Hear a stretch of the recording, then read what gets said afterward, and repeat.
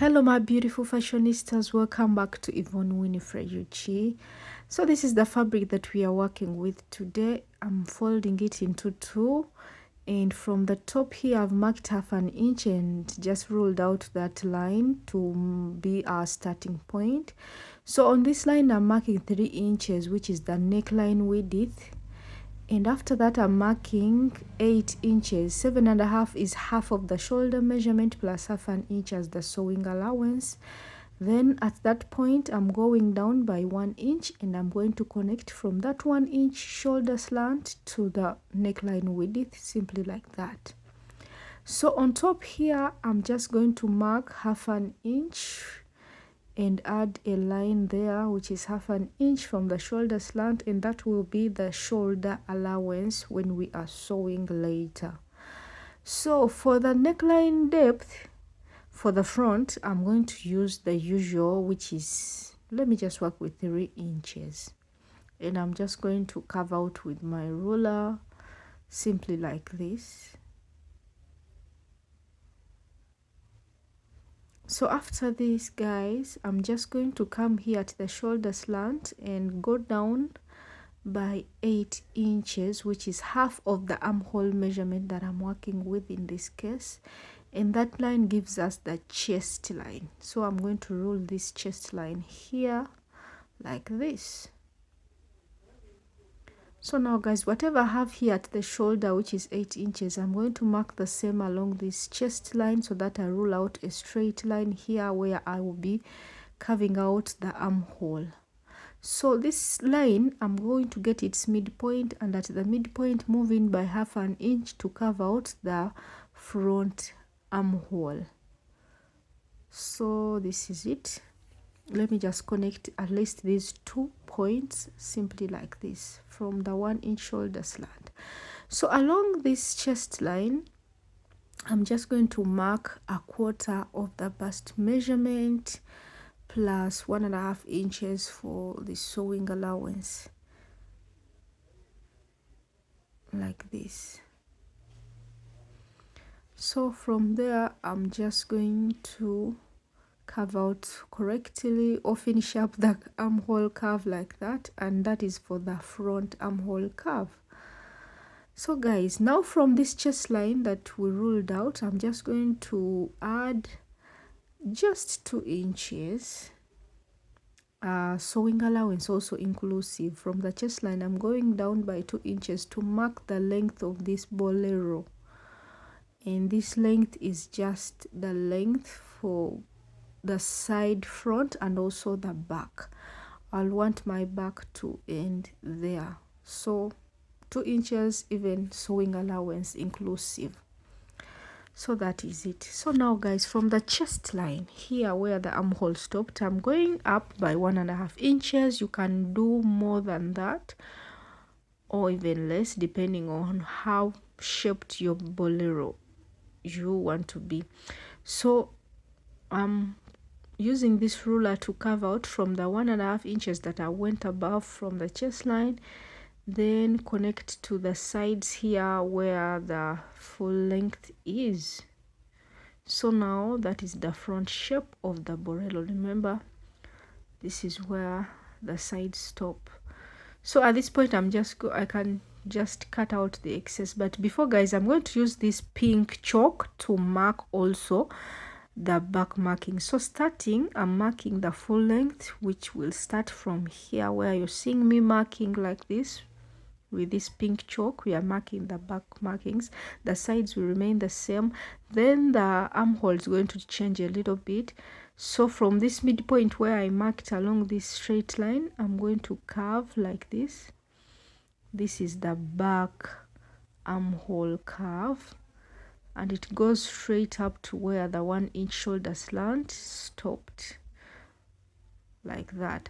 So now for the neckline depth, it's also going to change. So for the back neckline depth, I want to mark about 1.5 inches.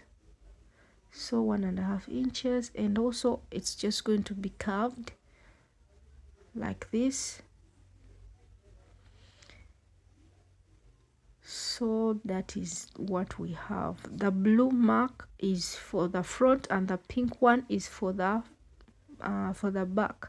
So let me just cut off all the excesses that we don't need for our bolero, simply like this. And now I'm just going to bring another piece of fabric so that I use it to cut first the back and then finish up with the front later. So for the back, guys, I'm just going to be adding 1 inch zipper allowance. So, and from that zipper allowance, I just place this kind of a pattern and then start cutting. I think you're seeing how I'm cutting. I'm cutting for the back markings first along the armhole, simply like this, then the shoulder, then the back neckline depth. So now the piece that is down is going to be for the back. This one is for the back. I will be separating it into 2.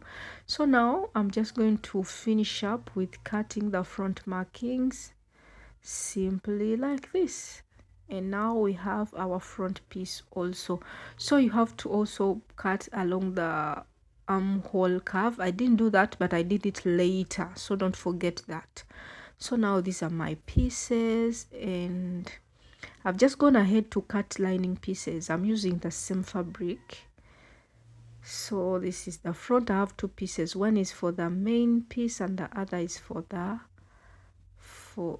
lining, and I'll just be sewing just as you've seen me taking the finger along the neckline and also along this downer part here, which is the full length, both for the front and the back, and then separate the back only into 2 since there is a zipper allowance.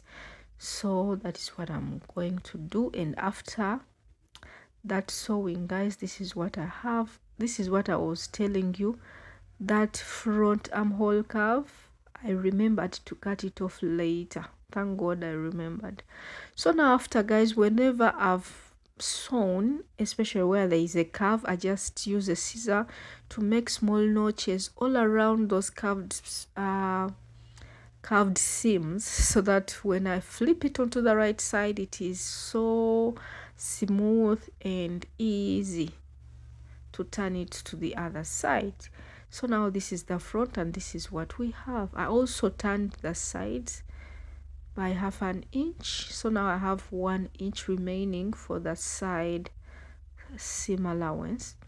So now this is what I have for the front. It's all turned and it is short as that and simple as that. So guys, this is for the back. So I cut small notches around the neckline just as I did for the front, and after now I can just cut it into 2. Remember, we have a zipper allowance at the back, so I need my 2 pieces separated. So this is what we have.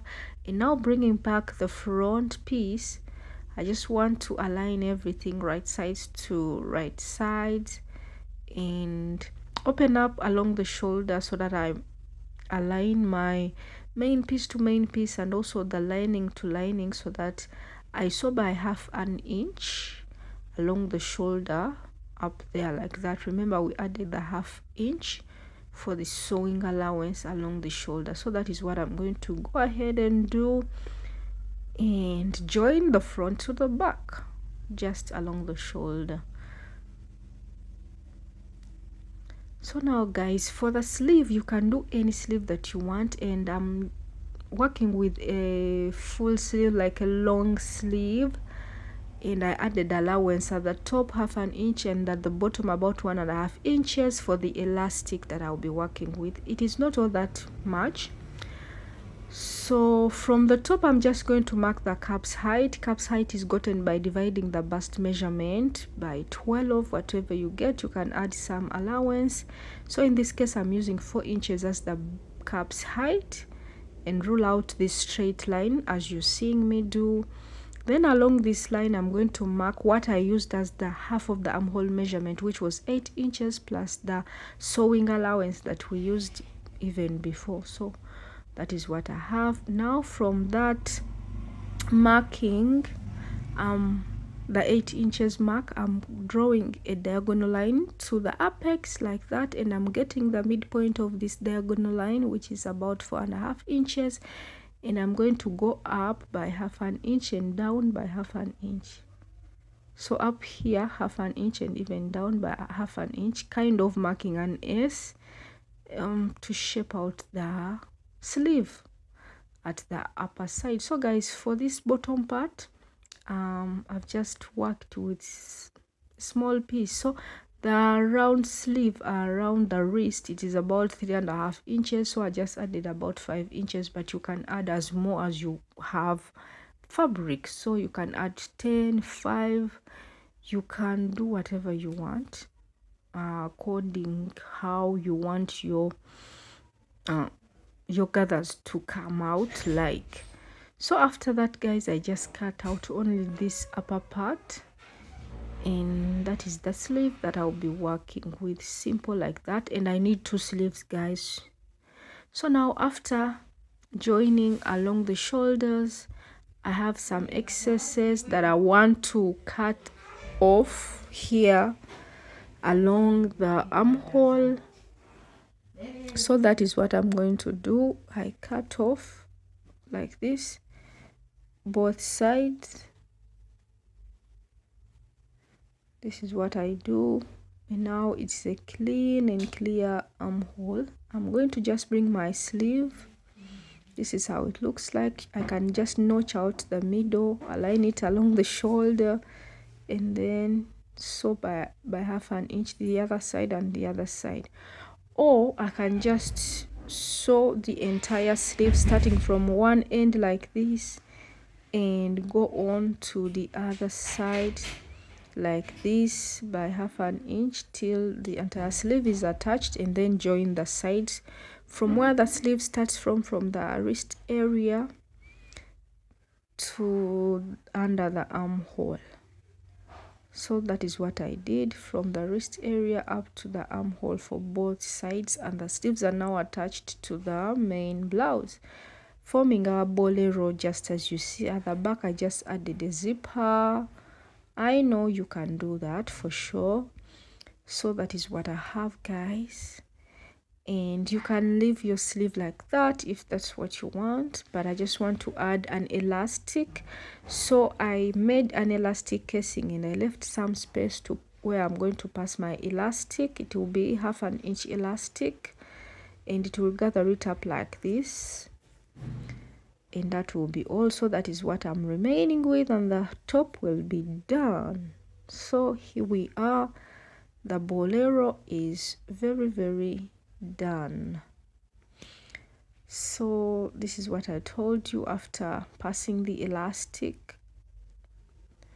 That is what we have. It is so beautiful guys. You should make yours too. So it is not all that tight guys. I realized that if you want it a little bit tighter, you have to use your upper bust measurement when it comes to this bolero, and even the back part was not all that tight. And by the way guys, you can shape your back part just as we shaped the front. It's not supposed to be like that. It can be shaped in any way that you feel like. This is what I have, and at the mannequin, this is what I'm telling you.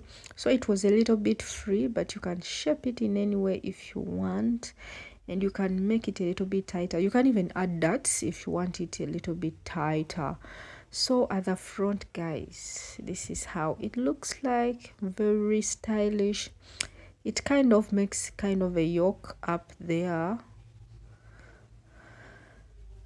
but anyway, you can use it as a sweater, you can use it as anything that you feel like. Otherwise, I think I will be seeing you soon. Don't forget to subscribe.